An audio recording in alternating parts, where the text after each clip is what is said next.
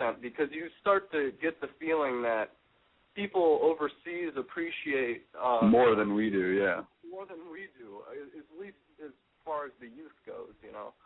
So it's definitely one of our main goals to try to open the doors. We're hoping that when we play music that we could be a door opener to people being inquisitive and being like, well, geez, where does a sound like this come from, you know? Because, you know, you don't see that. I mean, you have a lot of great bands, though, like Jack White and the Black Keys, you know. I'm really happy to see guys like them become as popular as they have, because that's been a great door opener in itself. Yeah, and they're paying homage to the days of old, you know, really. Now, when you guys have played live, have you had certain audiences that were strictly rock audiences, and then other times certain audiences that were more blues audiences? And is there a difference?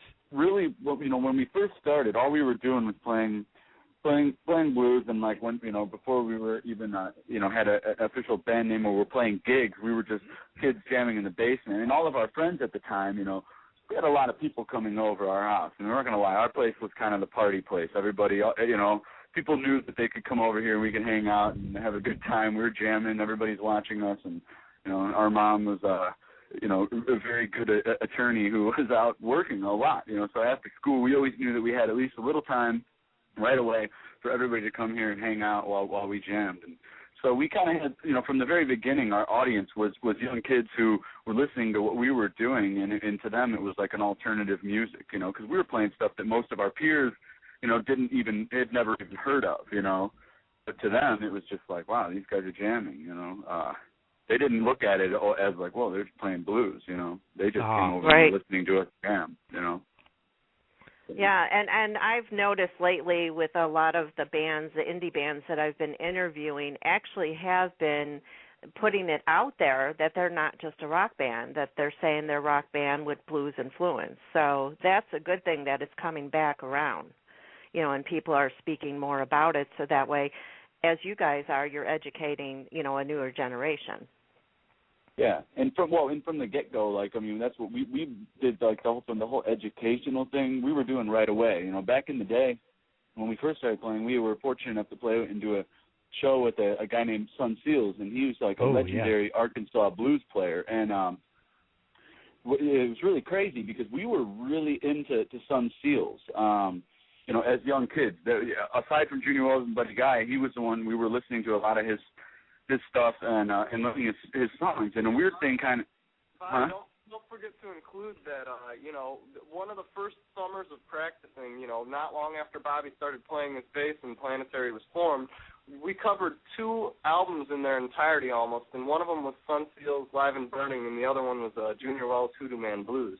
Yeah, but I guess, totally. And the whole thing, what I'm saying, though, about the Sun Seals, though, is, like, that recording in particular. Like, you know, there's one song on there that we would play, this song called Funky Bitch, which was a Sun Seals tune, and it's an awesome song, but we kind of, that was one of the first songs we started playing, and we were playing it, like, all the time, and all of a sudden, our friends, we had certain friends, you know, some of our hippie friends were starting to you know, really tell us how much they loved that Fish song that we played, and we realized that, wait, they're talking about Funky Bitch, and then, you know, we weren't listening to a lot of Fish, but a lot of our friends were, and you know, it turned out that we ended up educating our friends that no, this is actually a Sun Seals song, and Trey Anastasio is, you know, hugely influenced by Sun Seals, you know, and every time, like, Fish would go play Soldier Field, they would have Sun Seals come up and play with them, so.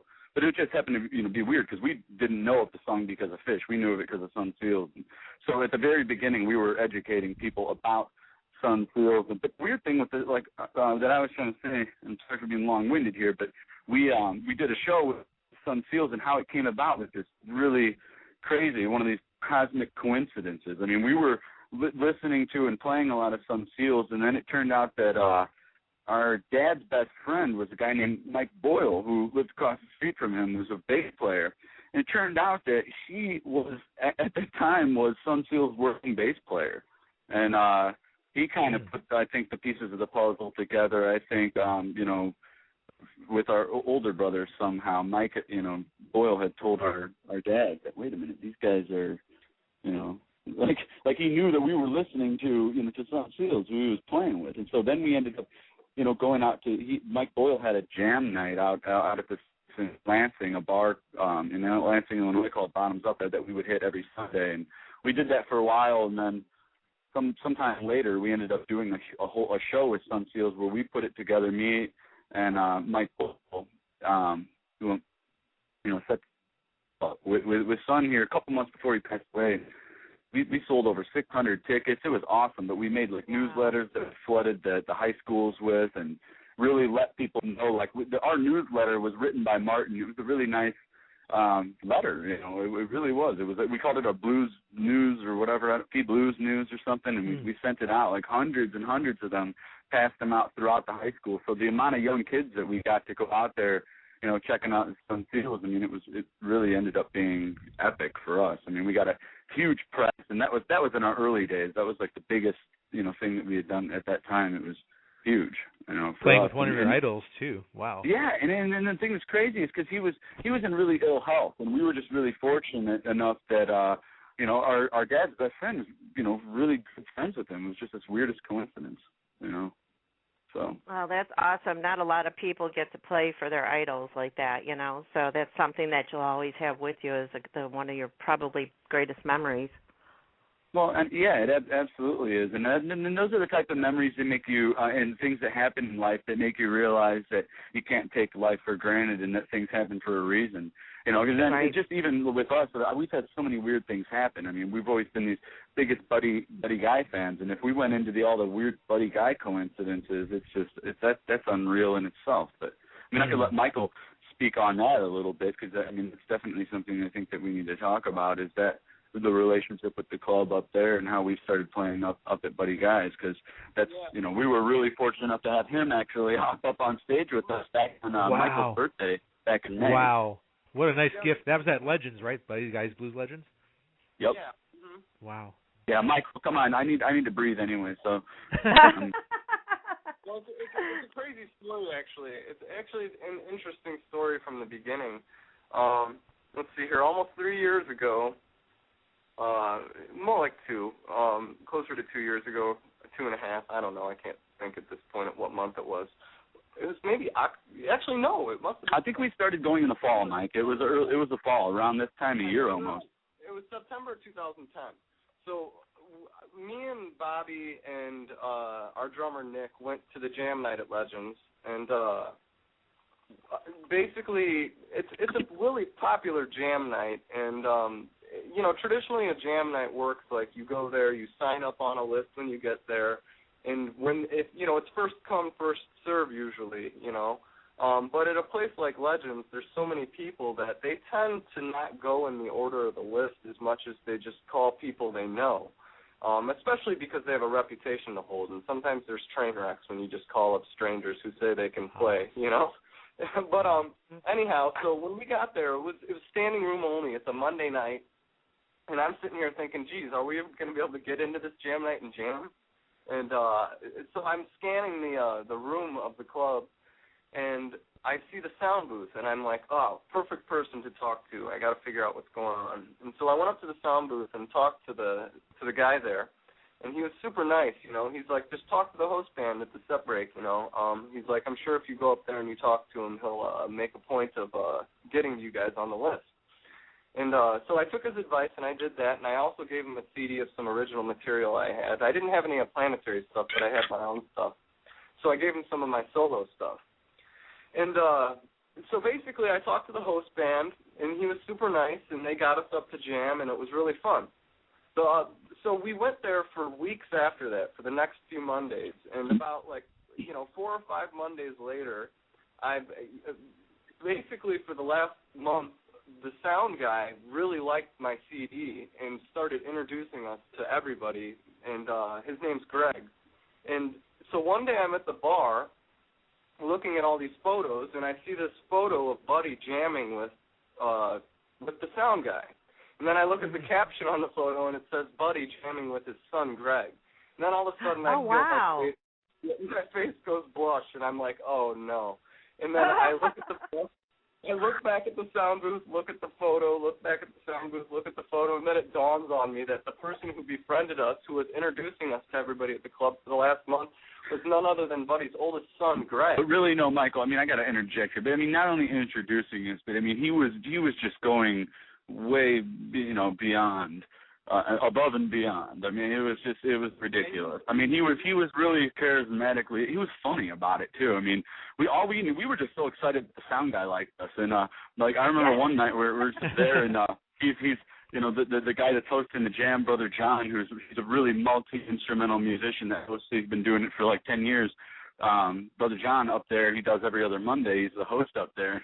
And at the time, we were busting his chops, about getting us up on stage all the time. But, him as the host, there's so many people that come up there and want to jam, but we were driving up there sometimes in the snow and like an hour and blah, blah, blah, and just really trying to get up on stage. And Greg just totally helped us out. I remember the one night in particular, he's yelling up at the stage, up to Brother John, just yelling our last name, or just yelling, Schaefer, like, it was just really pretty funny.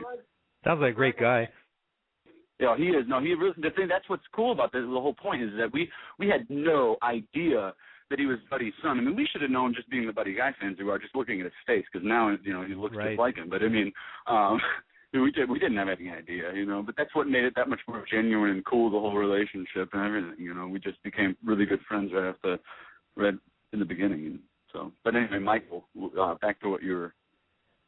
So basically, I went to, back to the sound booth after I realized who he was, and I was like, hey, man, I just want to say I'm honored, and I'm really appreciative of all your kind words, because I had no clue who you were.